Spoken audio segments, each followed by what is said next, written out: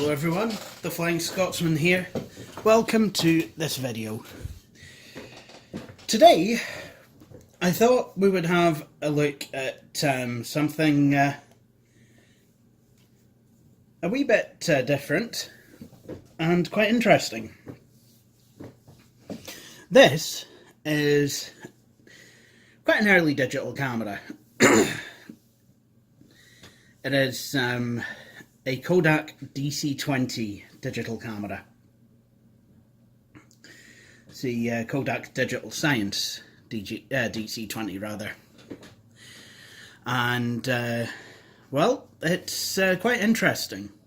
This camera is from 1996 or so, and I believe at the time was the cheapest digital camera that you could buy, and it certainly shows in not necessarily what the camera has, but what it doesn't have, even for, you know, even by 1996 standards. So it looks like, well, to be honest, it kind of looks and feels like, you know, a point-and-shoot camera from the time, from the 90s. It's got a viewfinder, an actual hardware viewfinder that, if we can look through it, not sure if you'd be able to see that well, but it does have, it does actually have a wee square that sometimes is reflected. The you know, that allows you to position the subject of the photograph. There is a fixed focus CCD lens. I think it's fixed focus anyway. It has a wrist strap. And there's no flash. Just there just isn't one. Although one was made available for the camera. Not sure if it had plugged into the serial port there. The camera takes CR... I can't even mind what the full name of the batteries are, but it takes this kind of battery, if that's going to be any help to anyone. The Panasonic CR... Well, it's CR123A batteries. That's what it takes. I'll just reinstall that back into the camera. There we go. So that's it. There are a couple of lights on the back of the camera.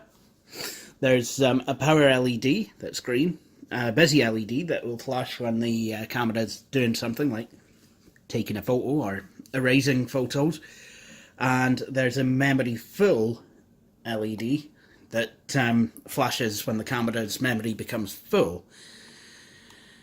The maximum resolution of this camera is 493 by 373 pixels. That would be a 0.2 megapixels, just under that. So I think it's 184 kilopixels, no, 18.4. No, 184 kilopixels. So it's, I mean, this camera isn't even VGA. That's how old it is. And can anyone else tell what might be missing from the camera? That's right, an LCD display. Or even a wee display showing how many photographs you have or don't have. There's no way to know. There's only a way to know if you have memory to take a photo or not. I said the maximum resolution of this camera is 493 by 373, but apparently you can turn it down. How you turn it down, though, I've not been able to figure that out. But I have taken some pictures on it, and, well, we're going to have a look at just what the camera can do. Then we're going to transfer the photographs to the Compact Armada 1590 DT over here. So, if you want to go about taking a photograph on the camera, I know what we'll do something very typical. We'll take a photograph of this here cup of tea. Just place it there. There we go. So in order to do that, what I will do is try and move as a wee bit closer. Okay, so I hit the power button, and then I hear a wee click as I think the shutter opens. And I'm just going to go, there's another click, there's a picture it's taken. It takes quite a while to write this to memory. So that's a photograph taken. So now, switch it off when I'm done with it. So again, let's take another picture of the computer. I have taken some outdoor photographs. Well, an outdoor photograph with the camera.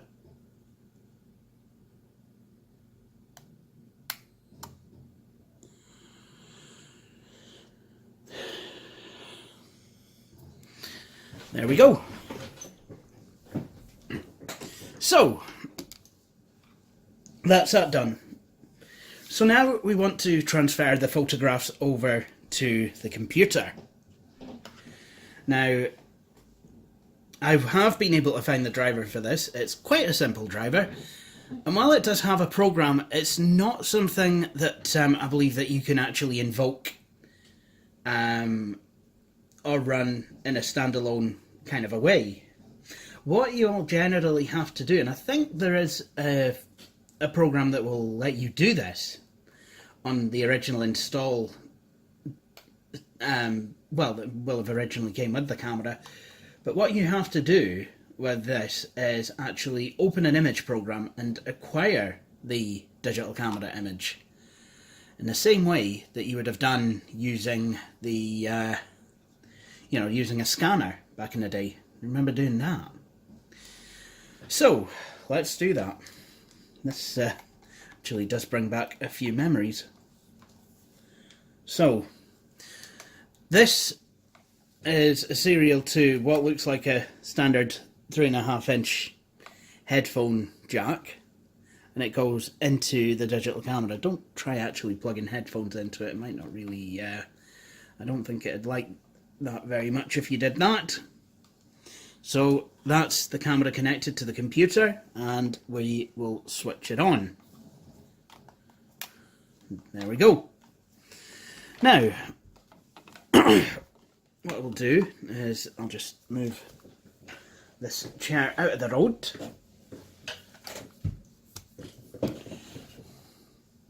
As well, because there's another trick that I want to be able to show. So, we can use any image editor to import the photos, but actually I've found that I've gotten the best results with Adobe Photoshop version 4. Not that I've tried any other version, but I tried Paintshop Pro 4.14 as well, and I can import one photo with that, but Photoshop will allow me to import a batch of them. Okay, so that's Photoshop open, and as you can see, it basically looks the same as a modern day version.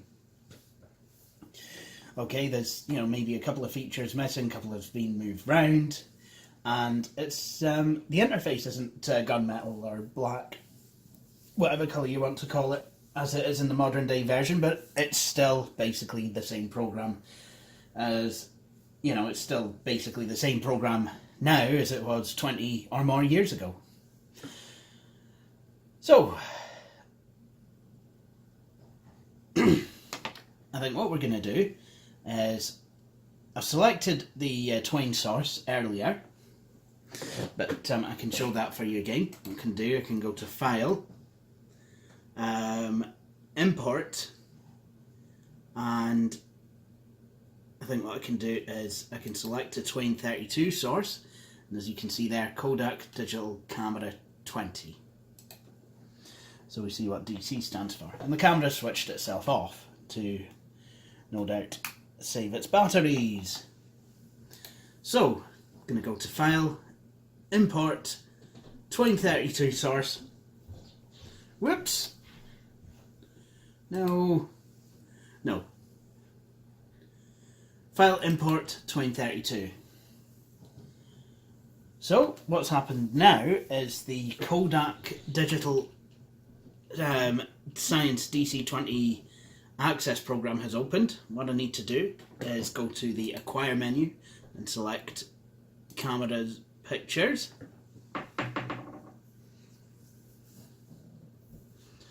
And because it's a serial cable, it will take a few minutes to bring the photographs down.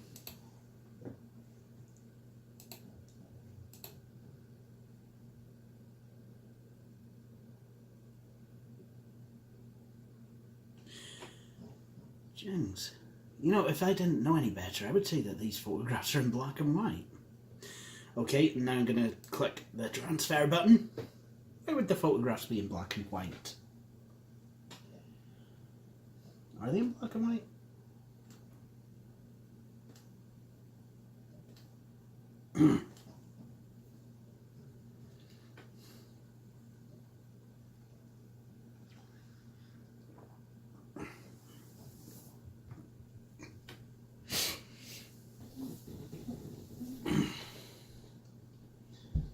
This camera can take photographs in colour.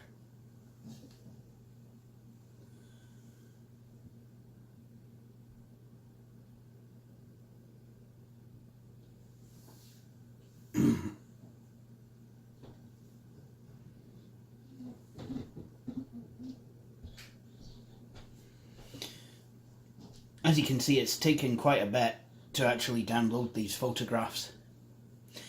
And I guess this is why we like USB so much today. No, I know this is why we like USB so much today. Serial isn't exactly the quickest standard.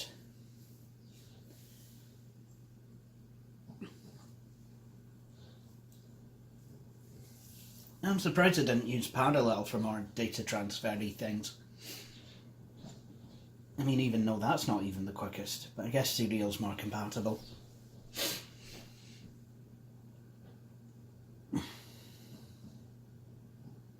Oh, and there we are. The photographs are indeed in colour. It must download the previews in black and white just to make things quicker. So, as you can see, the photos are available. I'm just going to blow this one up to 100%. So you can see how big it is.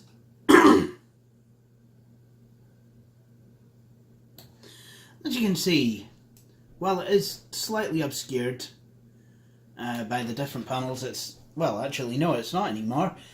This is how big this photograph is on this computer's 800 by 600 pixel display.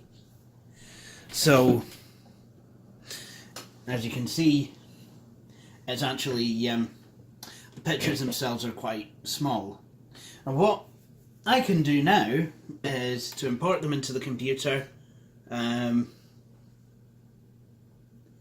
mean, I wonder if I can batch save them.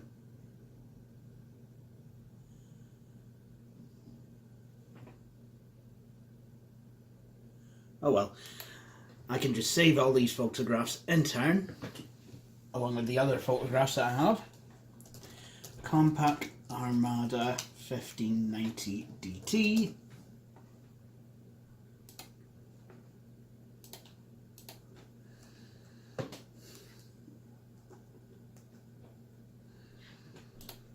And then we have a picture of my cup of tea. Just make it actual pixels. There we go.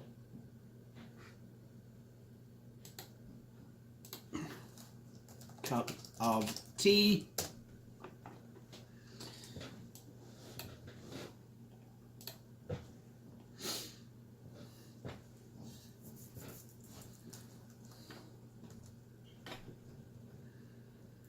And then here's another picture of the laptop that I took earlier.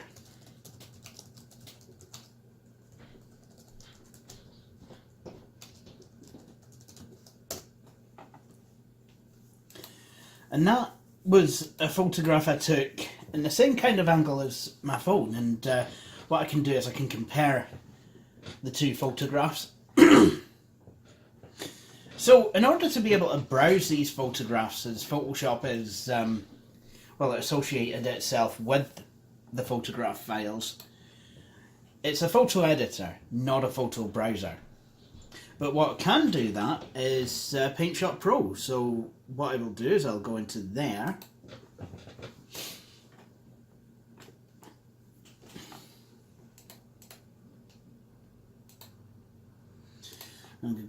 I'll go to Browse My Pictures.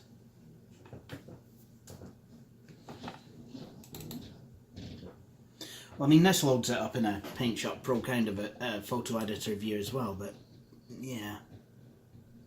I wonder if I can full screen this at all. Can I? No, I don't believe I can. But it'll certainly be a lot easier and quicker to load the photographs this way.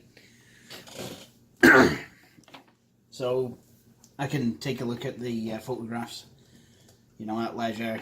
There we go. So just to compare the results of the Kodak DC-20 with a more modern smartphone digital camera, here is a picture of the compact Armada 1590 DT.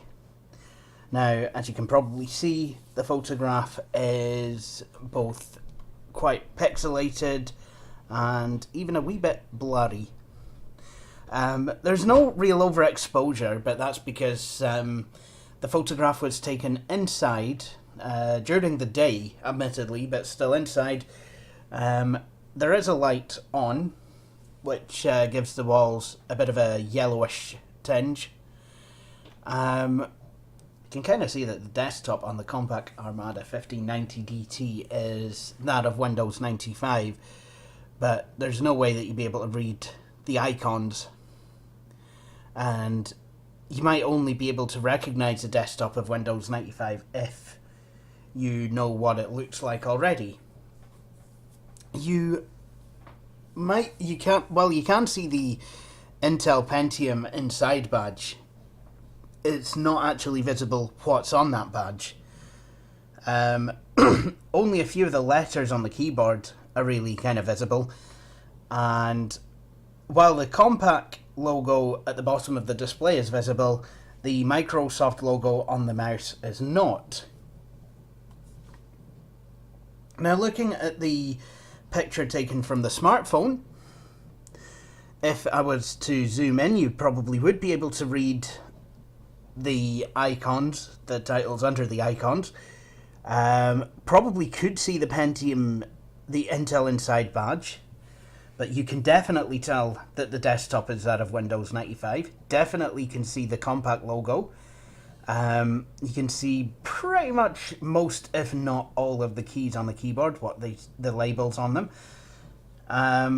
You can also see that the mouse next to the machine, well, the mouse to the back right of the machine is a Microsoft mouse, but the angle is actually quite a lot wider. In fact, it's really no comparison as to how wide the angle of the photograph taken from the Samsung Galaxy is. Samsung Galaxy S9, just for reference. There's no comparison really between the angle of the photograph taken with the Galaxy S9 to that of the photograph taken with the Kodak DC-20. The colours are quite similar though on both devices, so it seems that the Kodak DC-20 can actually hold its own given the lighting conditions at that particular time. If we take a look now at a photograph taken outside, Unfortunately, I didn't think to bring my phone outside with me for this one, but we do have a photograph taken outside of the back garden behind my flat. We can see that the sky is quite a bit overexposed. This is something that this camera shares with the more recent Kodak MC3, overexposure of the sky. In fact,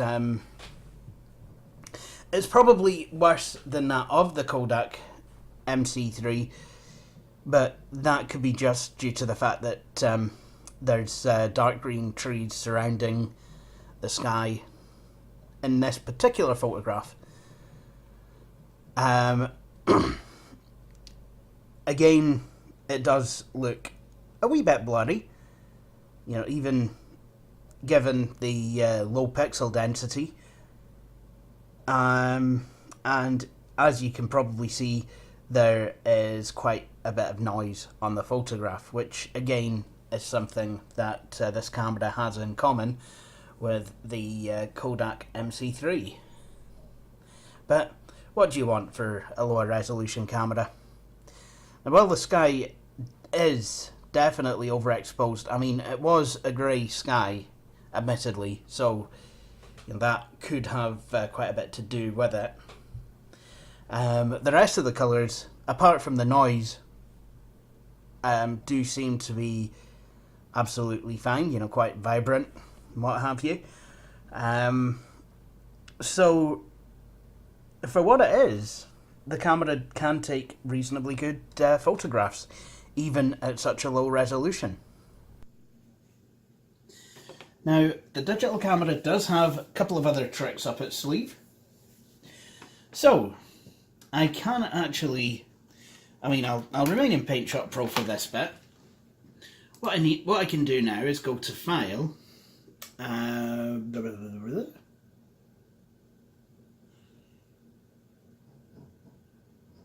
okay, maybe not. Oh, I'm in the album view, of course.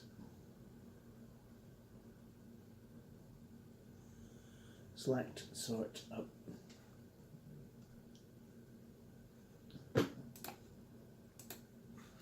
Okay, I'll close that. And what I can do is I'll go to File and then Acquire. And then there's a bunch of buttons. What I can do here is I can either exit to the application, open a side table of pictures in the camera, a slide table rather, side table, access the camera controls, or list help topics. So if I can go to camera information if I wanted to, and it'll tell me basically everything that an LCD screen would have maybe told me, or even an LED module. Picture resolution, high resolution, firmware version 1.0, number of pictures stored 3, number of pictures remaining 5. Okay. I guess I could find out some stuff as well if I wanted to.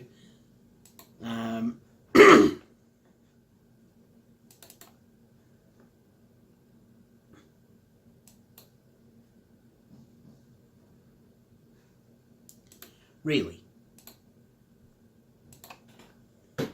Index.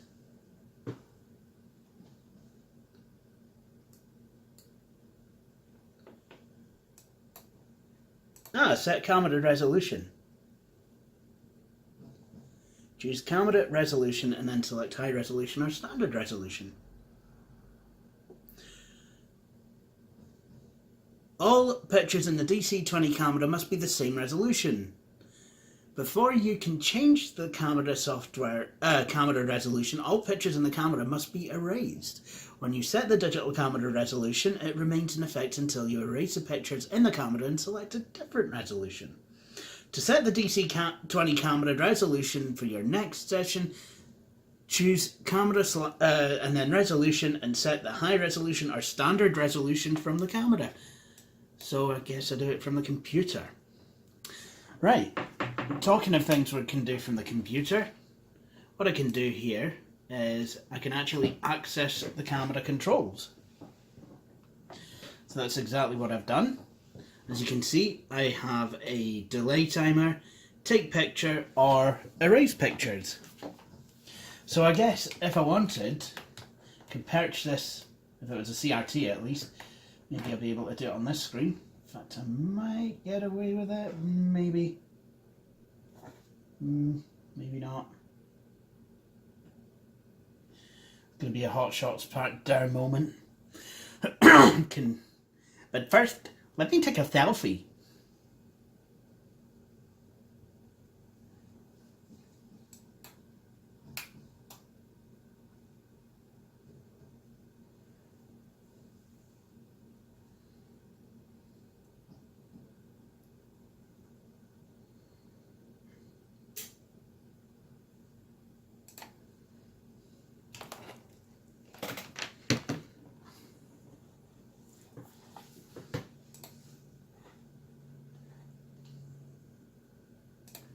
And then I can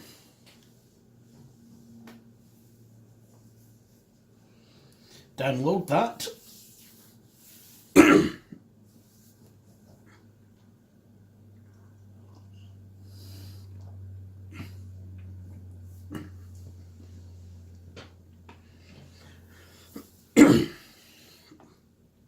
To the computer.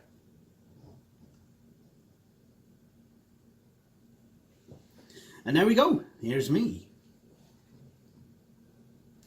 My hair's a wee bit messy today. Yeah, I look terrible.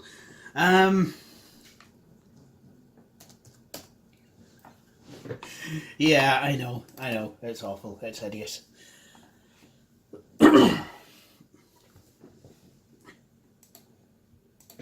So I guess we could, I could take some photographs in another resolution. So again, I'd want to actually acquire, open a slide table of all the photos.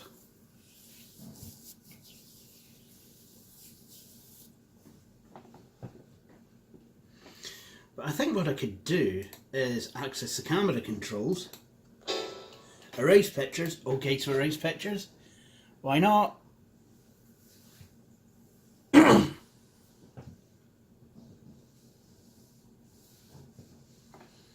And away it goes to erase the pictures. And just to show you that it is busy, oh, it's done. Right, so now let's try changing the resolution to standard. And now that I've drunk some of my tea, let's take another picture of my cup of tea. So I'm just going to do that.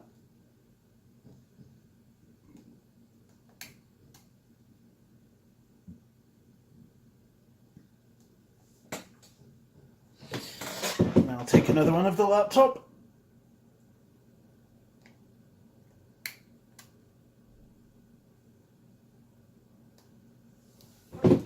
Okay.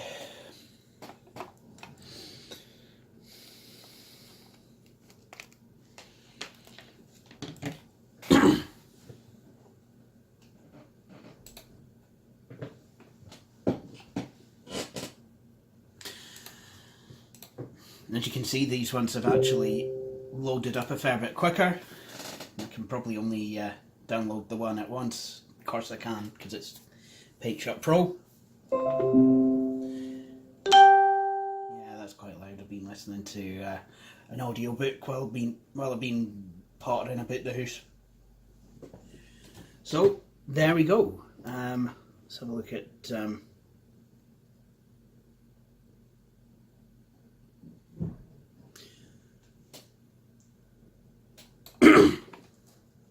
cup of tea, low res. And I think what I can do is I can browse,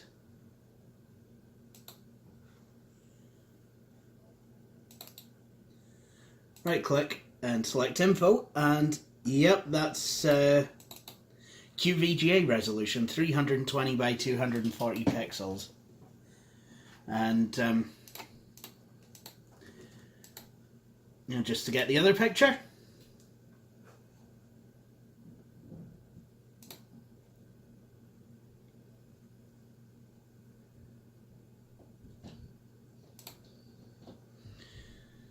Transfer. Still takes quite a while to actually transfer, even at this lower resolution, or standard, as it calls it. But there we go. But the pictures themselves are not offensively bad for what the camera is. The pictures are quite good. The colour's quite good. Not really bad at all. Compact Armada 1590 DT low res. So what I'm going to do now is I will erase the pictures one more time.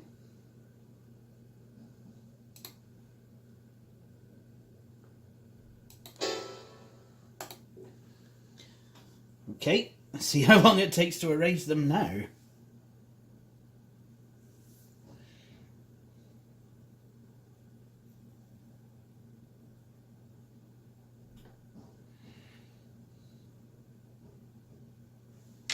There we go. Oops. What I'm going to do now is just see how many pictures. Yeah, so if you're taking using QVGA, you can take 16 photographs. Great. That's only 8 less than a standard reel of 24 photograph 35mm film. So that kind of brings me on to what this camera might have been used for. And I'm going to be honest, I don't believe that this camera could have been really used in the same way that people might have used film cameras. I kind of get the feeling that at this point,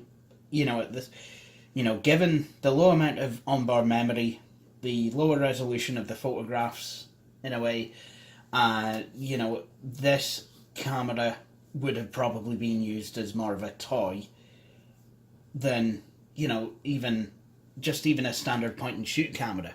Obviously, a professional grade SLR this is not, and it was never meant to be.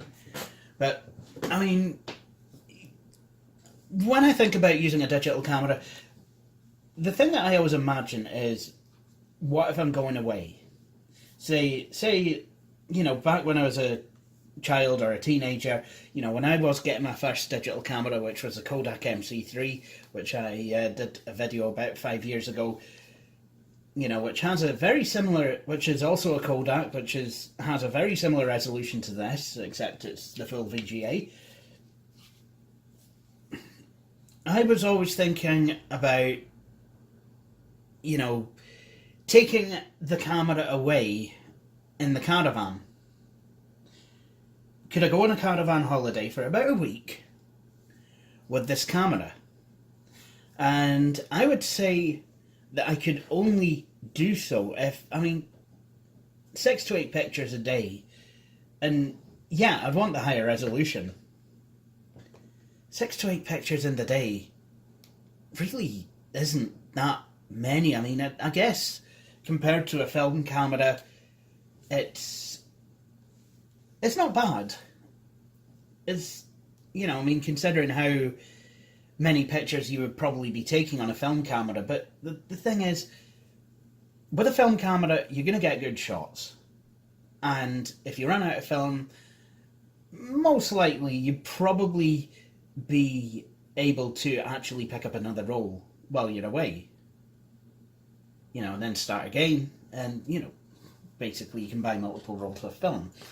Whereas with this, you would need to be able to take a laptop computer with you. And today, fair enough, you can, just kind of put your laptop in.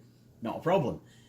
Back in 1996, very few people will have had laptops. And while it is true that some of those who had access to laptops may have also went caravanning, chances are they will have probably been in higher paid jobs, and a lot of them might have, been a bit more snobbish and thought, oh no, we're going to take our holidays abroad in a hotel somewhere. Of course we're going to go to Saint-Tropez, or, something like that. So it's, and if they're away at Saint-Tropez, chances are they're going to take photographs. They're not going to be messing about with what is essentially a toy, unless they're really into tech. In which case, yeah, they probably might take it. But, it's a brilliant little device. I like it, even though it is a really low res camera and really not that useful for, how digital cameras overall has changed our photography habits. But, and you can't really even print out a good quality 6x4 photograph on one of these. But at the same time, it's not too bad. It's I quite like it. For what it is, I do quite like it. What you could use a camera like this for is if you're creating a website, I guess. It would have been perfect for homemade websites back in the 90s. If you were creating such a thing, which, a few people would have done, and, you could have taken photographs, and, the lower resolution makes them perfect for either uploading to the internet or sending in an email to friends or what have you, putting them up on AOL or something. So I guess that's basically the sort of thing that would make this camera make sense.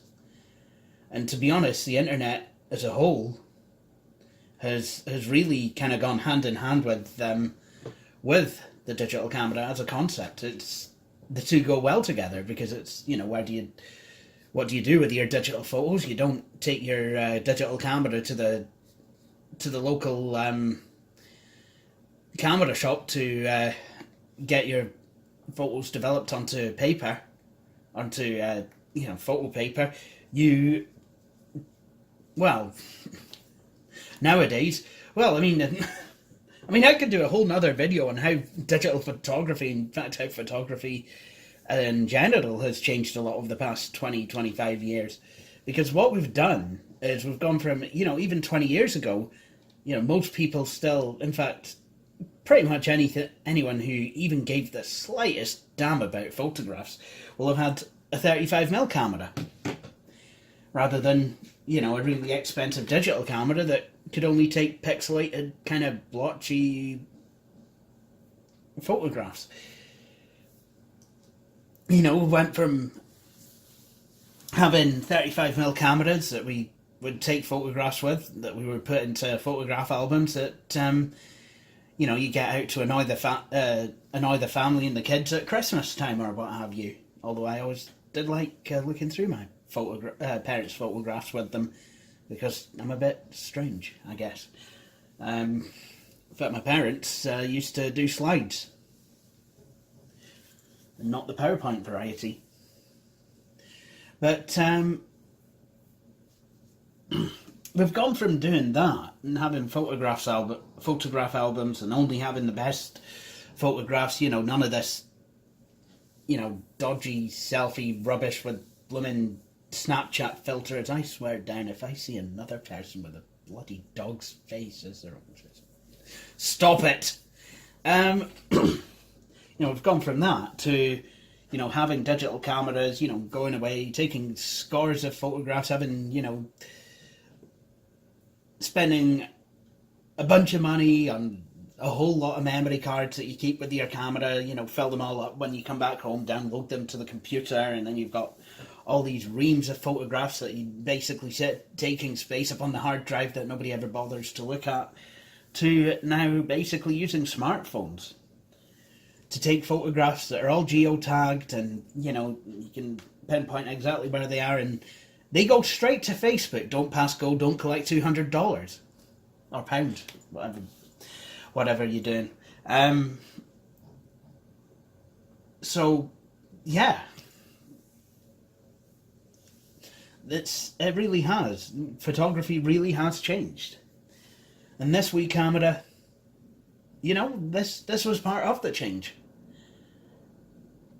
It might only be an insignificant device, but it's primarily because of its insignificance at a time when digital photography was very much in its infancy, if not its fetal stage.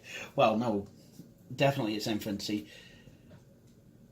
You know, it's precisely the fact that this is a, you know, kind of a very insignificant digital camera, well, you know, that was released at a time that digital photography was in its infancy, that makes it so significant. So, you know, I'm really glad that I got to have a go with this. Brought back a lot of my own nostalgia about photography. I mean, I've always been into photography, and so's my family. So, yeah, it's actually been quite a nice wee novelty to be able to play about with this thing and download the photographs using old Kodak software to the computer. So, with that, I think I will end this video, and I'd like to thank you all for watching. Cheery bye.